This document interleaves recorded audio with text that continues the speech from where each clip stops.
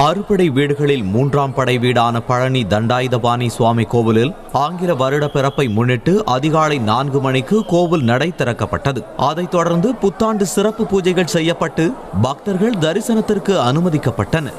3 மணி நேரம் வரை காத்திருந்து பக்தர்கள் சாமி தரிசனம் செய்தனர்.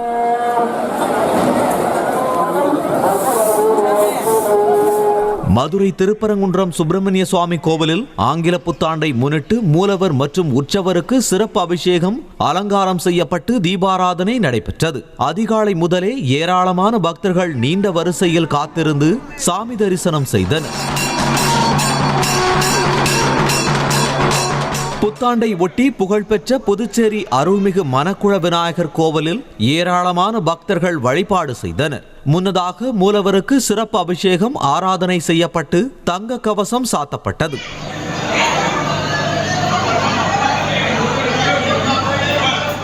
ஆங்கில புது வருட பிறப்பை முன்னிட்டு தஞ்சை பெரிய கோவில் பெருவுடையாருக்கு தயிர், பால், சந்தனம் உள்ளிட்ட 32 வகையான அபிஷேக பொருட்களை கொண்டு சிறப்பு அபிஷேகம் நடைபெற்றது. பின்னர் பெருவுடையாருக்கு மகா தீபாராதனை காட்டப்பட ஏராளமான பக்தர்கள் நீண்ட வரிசையில் காத்து நின்று பெருவுடையார் பெரிய நாயகியை வழிபட்டு சென்றனர்.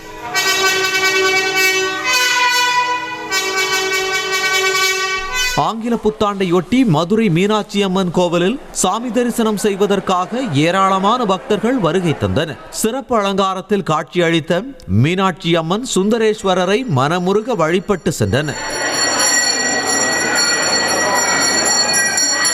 மயிலாடுதுறை மாவட்டம் சீர்காழியை அடுத்த வைத்தீஸ்வரன் கோவிலில் ஆங்கில புத்தாண்டு பிறப்பை முன்னிட்டு உள்ளூர் மற்றும் வெளியூர் பக்தர்கள் தீபம் ஏற்றி அர்ச்சனை செய்து வழிபாடு செய்தனர்.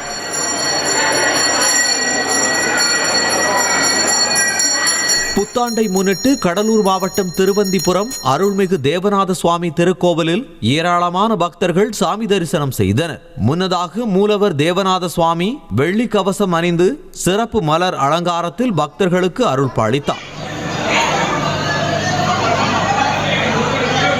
புத்தாண்டையொட்டி காஞ்சிபுரம் காமாட்சி அம்மன் கோவிலில் அம்மனுக்கு அதிகாலையிலேயே சிறப்பு அபிஷேக ஆராதனை நடைபெற்றது. உள்ளூர் மட்டுமின்றி வெளி மாவட்டங்களில் இருந்தும் வருகை தந்த பக்தர்கள் நீண்ட வரிசையில் காத்திருந்து தரிசனம் செய்தனர். முருகப்பெருமானின் 5ஆம் படை வீடான திருத்தணி முருகன் கோவிலில் ஆங்கில புத்தாண்டை முன்னிட்டு நள்ளிரவு 12 மணிக்கு சிறப்பு தீபாராதனை நடைபெற்றது. ஏராளமான பக்தர்கள் கடும் பனியையும் பொருட்படுத்தாமல் நீண்ட நேரம் காத்திருந்து சாமி தரிசனம் செய்தனர்.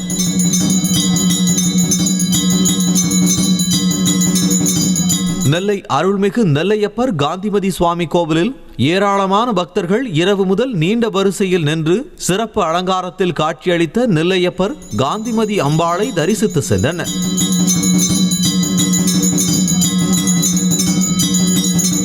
கோவை புளியகுளம் விநாயகர் கோவிலில் ஆங்கில புத்தாண்டையொட்டி அதிகாலை 4 மணிக்கு விநாயகருக்கு சிறப்பு அபிஷேகம் ஆராதனை நடைபெற்றது. இதனைத் தொடர்ந்து பக்தர்கள் நீண்ட வரிசையில் நின்று சாமி தரிசனம் செய்தனர்.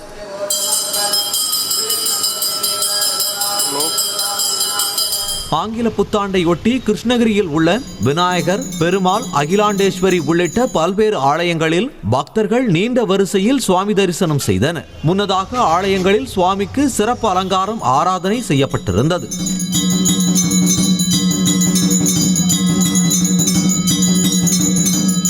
புத்தாண்டை முன்னிட்டு அருள்மிகு மதுரை அழகர் கோவில் கள்ளழகர் திருக்கோவிலில் காவல் தெய்வமாக உள்ள 18ஆம் படி கருப்பண்ண சுவாமி கோவில் சன்னதி 300 கிலோ எடையுள்ள மலர்களால் அலங்காரம் செய்யப்பட்டு ஏராளமான பக்தர்கள் நீண்ட வரிசையில் காத்திருந்து சாமி தரிசனம் செய்தனர்.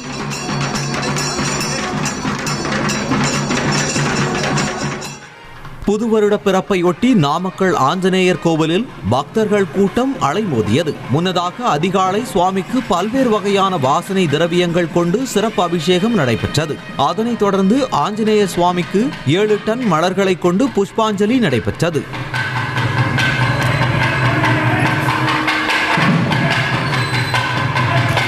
விழுப்புரம் மாவட்டம் வானூர் ஸ்ரீ பஞ்சமுக ஆஞ்சநேயர் திருத்தலத்தில் திரளான பக்தர்கள் நீண்ட வரிசையில் நின்று சுவாமி தரிசனம் செய்தனர். 36 அடி ஸ்ரீ பஞ்சமுக ஆஞ்சநேய சுவாமிக்கு சிறப்பு பூஜைகள் நடைபெற்றது.